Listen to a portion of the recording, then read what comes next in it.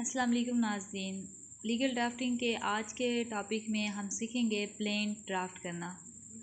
आज हम suit for specific performance है उस पर हम एक प्लेन ड्राफ्ट करेंगे। हमारे पेपर में अक्सर ये क्वेश्चन आ जाता है कि draft a plain suit for specific performance.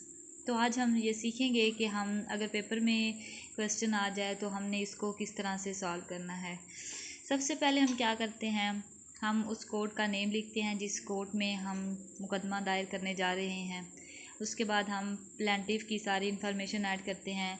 फिर हम डिफेंडेंट की जो है वो सारा इंफॉर्मेशन ऐड करते हैं और दूसरी भी जो पार्टीज़ जिनको हम बनाना चाह रहे हैं, जैसे प्रॉपर्टी का केस है तो इसमें हम सब रजिस्ट्रार को, तहसीलदार को और पटवारी को भी बनाएंगे कि जो वो डिस्प्यूटेड लैंड है उस पर हम स्टे आर्डर जो है वो ले सकें, क्योंकि जो लैंड होती है उसके आगे सेल होने का और उसके आगे जो है कब्ज़ा वगैरह होने का जो है वो खदशा होता है।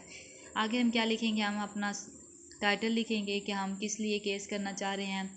उसके बाद हम सारी जितनी भी फैक्ट्स एंड फिगर्स हैं उनको 6-7 पैराग्राफ की शक्ल में लिखेंगे कि पहले हम बताएंगे कि प्लेंटिफ और डिफेंडेंट जो है वो उन्होंने एक एग्रीमेंट किया, फ़लाँ डेट को इतने मरले का प्लाट था, इतनी पेमेंट थी, इतनी पेमेंट जो है वो हो गई या इतनी पेंडिंग है, लेकिन जो सेल डीड है उसकी एग्जीक्यूशन नहीं हुई। जब प्लेंटिफ ने डिफेंडेंट से कहा है कि सेल की जो है वो डीड की एग्जीक्यूशन करवाई जाए तो उसने टाल मटोल से काम लिया है। मैंने उसको लीगल नोटिस भी भेजा है थ्रू काउंसिल, और लेकिन फिर भी उसने कोई ख़ास एक्शन नहीं लिया। उसके बाद हम बताते हैं कि जो ऑनरेबल कोर्ट है जिसमें मैं ये केस इंस्टीट्यूट कर रहा हूँ उसकी ज्यूरिसडिक्शन में ही ये लैंड है और उसकी ज्यूरिसडिक्शन है। उसके बाद कोर्ट फ़ी का बताते हैं। उसके बाद हम प्रेयर करते हैं कि मैं कोर्ट से क्या रिलीफ क्लेम करना चाह रहा हूँ।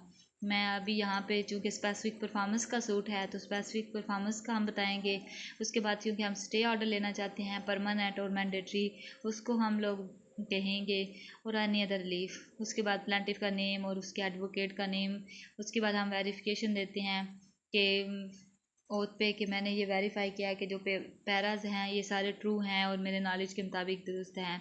तो ये एक सिंपल सा फॉर्मेट होता है किसी भी प्लेन का को ड्राफ्ट करने में, चाहे आप प्रैक्टिस में हों या आप उसको पेपर में अटैम्प्ट कर रहे हों, ये सेम मेथड ही अप्लाई होगा। शुक्रिया।